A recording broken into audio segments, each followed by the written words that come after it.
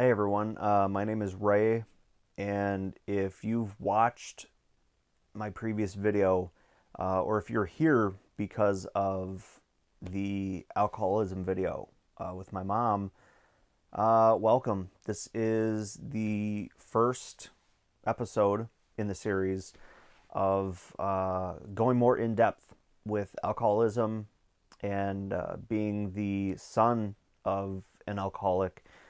Uh, I just want to start by saying that I don't know how long it's been since I made that video, right? 7, 8 years, something like that. But since then, I've seen how many lives it's touched, and I still get comments to this day from either former alcoholics, current alcoholics, family members of alcoholics. And I've just really seen how that video has affected people and given people hope. I've got former alcoholics watching the video saying, that this video is really helping them stay on track for their family. And, I have current alcoholics saying that, this video helped them realize like what they're doing and that they were going to get help or that they're in the process of getting help. And it really, seeing that stuff really gives me hope because, seeing that the path that my mom went down, I don't want anybody to have to deal with that. I don't want anybody to have to go through what my family and I went through. It's really rough. So, that is the reason why I'm doing this series. And I want to start episode 1 by telling you who my mom was. Okay?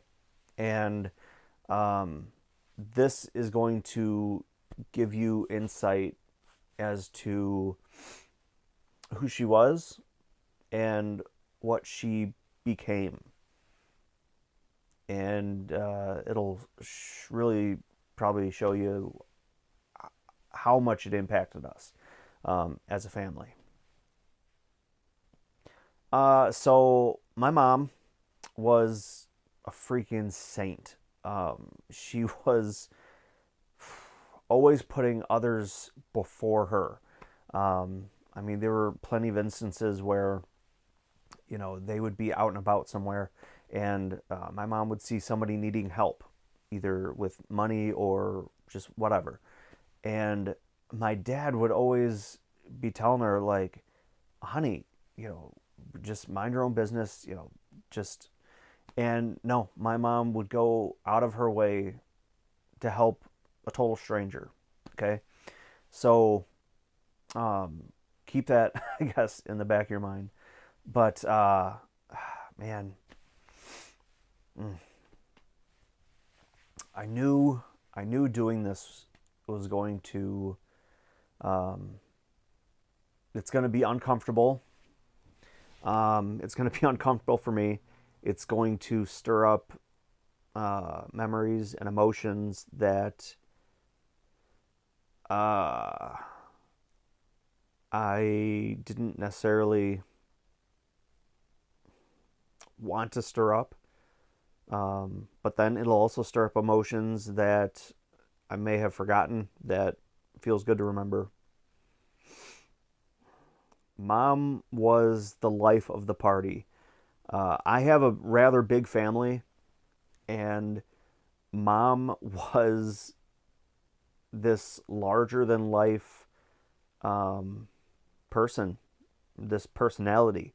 She grew up in Chicago, so she just had that typical, I guess, old school or old style Chicago, even accent, right?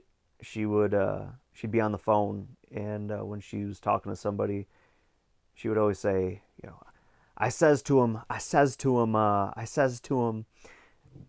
So I always, I never hear anybody say that anymore. And that was one of the funniest things that you know, whenever my mom would be talking to somebody and I would hear that, I would just, just kind of laugh. Sausage.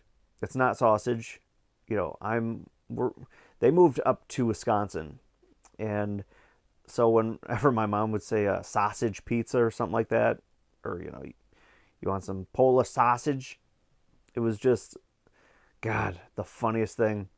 But I still had uncles and aunts, cousins down in the suburbs of Chicago, and so you know, when we would go down there and visit, it was always a good time. You know, getting my mom, and again, this larger than life person. I don't want to say character because she was not. She was not pretending to be who she was. She was who she was, and you know, I want to reiterate really that everything I'm kind of talking about here is before alcohol got a grasp on her. Okay, so you know, we would have get-togethers, and of course, at these get-togethers, there would be drinking, but it was never. It was before really it became a problem, and you know, during these get-togethers, you know, she would sober. She was this larger than life presence, but after she was drinking, it just she was 50. She was in her 50s, acting like she was in her 20s. Let's put it that way. She was a wild child, and it's fun in a way to remember mom like that when she was having fun, when it was fun. But later on, when it became a problem, it wasn't fun anymore. Mom was she was the rock. She was just the absolute rock of the family when it came to get-togethers, when it came to events, planning. Like, mom was the person, right, that we all relied on. You know, ever since she's been gone, well, really, since the alcoholism took her, it just wasn't the same. And I'm actually going to I'll get to that in a separate video. Coming up to the holidays, I wanted to make a video about dealing with alcoholism around the holidays with family members. Because once the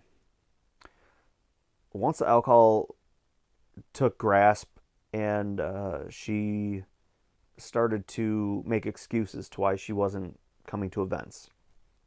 And, you know, the family knew, we knew why. Dad would have to come and, you know, he would have to make excuses for her, but we all knew, you know, we would look at each other and just kind of roll our eyes or, you know, just kind of make, you know, some sort of notion that we knew why she wasn't there. So that was hard. Even before she was gone, even before she left this earth and she was gone, it was hard at family events. Because she, like I said, she was this larger than life person. And, gosh, she's so missed. It's, to this day, family events just aren't the same without just hearing her big voice, her big, loving voice. With her, there was never a dull moment either. It's like she always had something to say. She always had a compliment to give. She was just amazing.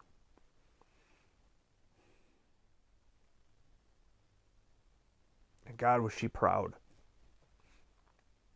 She was proud of the kids. I was the baby. I have an older brother and older sister. They all have kids. And boy, she was proud. She loved her grandkids. Man, love those grandkids. Um, my son, my son got 4 years with her. I want to say 4 or 5 years with her, before she passed away. And God, I think I look back and I didn't think um, I didn't imagine it this way. Let's put it that way. Having kids, and not having grandma there, right? God, she would have been such a good grandma to my kids. Um, and I knew this was going to be one of the things that really sucked to talk about, but it's the freaking reality of it. And, I try not to think about it that much, but I do believe she did grace us with my daughter about a year after she passed. Actually, shortly after she passed, my wife found out that she was pregnant with our daughter. And when my daughter was born, and she had what was called an angel's kiss. Actually, the angel's kiss is on the neck, which she had, but she also had this kind of birthmark, but it was in the shape of a heart right on her forehead. And we just were like, Mom gave her a kiss, and sent her down here. But God, when my wife and I first got together and started dating, and I, realized it was becoming more serious. I thought about like what life would be with, grandma and grandpa, right? Like having my parents as grandparents to our kids, and I always imagined, the kids going over to grandma and grandpa's. Me and mom could have, or me and my wife, mom, me and my wife could have a date night. We could have, a weekend out, while grandma and grandpa have them. And I knew that they would be safe with my mom and my dad. They're both, they're both awesome grandparents, until the alcohol took over. But that's one thing that I never imagined, that they wouldn't be around, or that mom especially wouldn't be around to be grandma to my son and my daughter. It's like, it's a weird feeling, like, to know that my daughter's never gonna know who her grandma was, on my side. And it hurts knowing how good it could have been, how good it should have been. And yeah, that's a tough thing to think about and dwell on. So it's really something that I've tried to kind of push away, but it does suck to think about. So let's recap. Mom was a saint, right? She was this larger than life Chicago girl. You could take the girl out of the city, but you can't take the city out of the girl. Is that the saying? She was this larger than life person. She was the glue that held the family together. She was an awesome grandparent to my nieces and nephews. She was just this amazing person.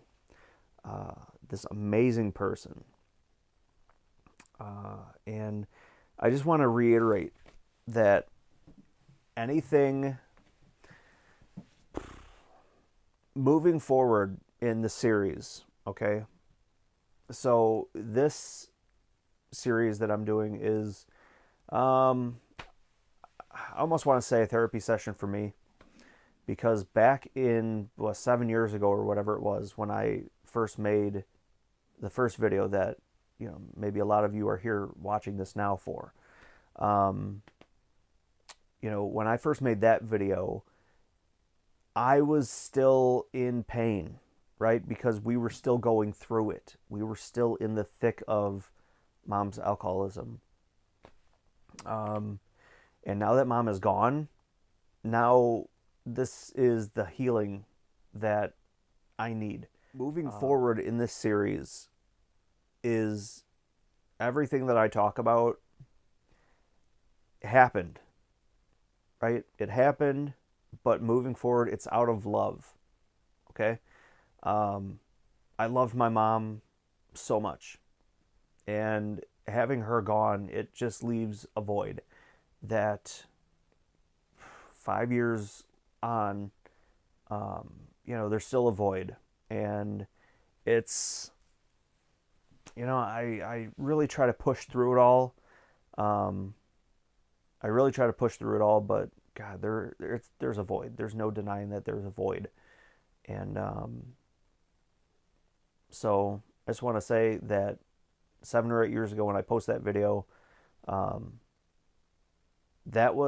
made the video because I was hurting, and I felt like I had to get it off my chest. And there was a lot of pain. There was anger. But now, moving forward, that's love.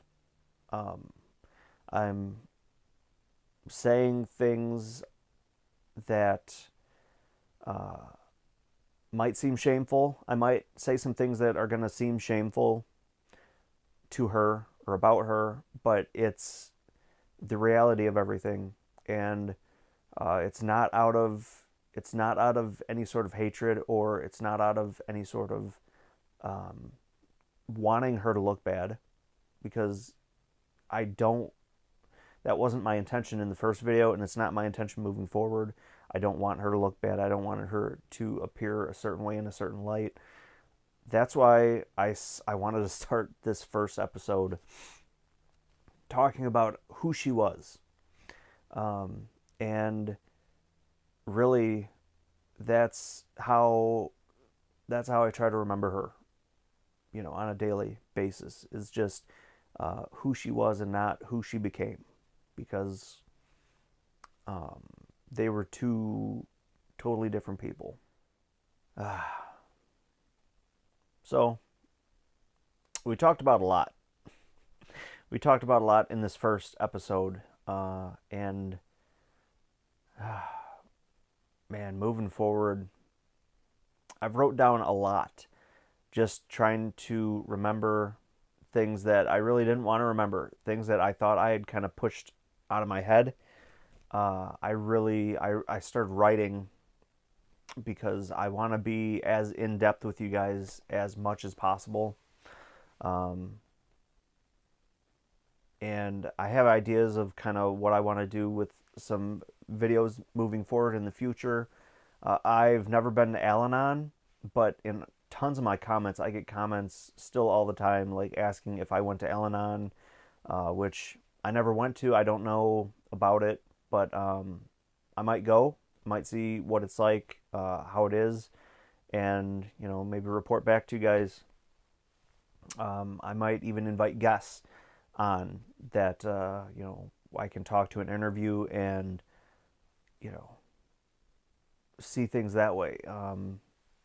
And it's just through talking to people that I'm closer with, talking to just friends and coworkers. Alcohol has touched so many people's lives. The more people I talk to, the more I realize that it's such a taboo topic, right? talking about a family member with alcoholism.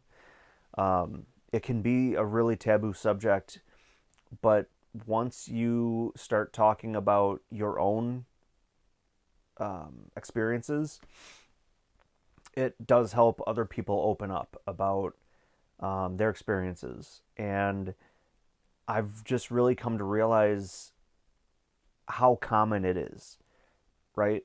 That, you know, that you find somebody, you might be sitting next to a stranger on the bus, or, at the grocery store, you might be standing next to somebody who they might be going through the same exact thing and you don't know it.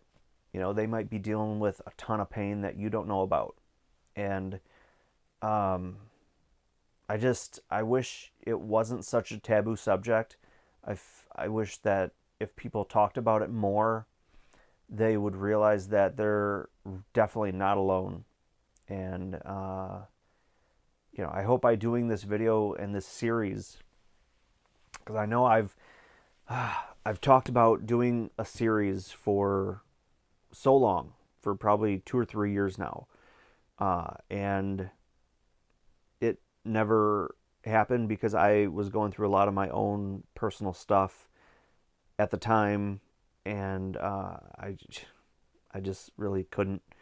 But it sounds bad to say this, but it was just this nagging thing in the back of my head saying, you got to do this series. You need to do these videos. It's going to help people. You need to do this.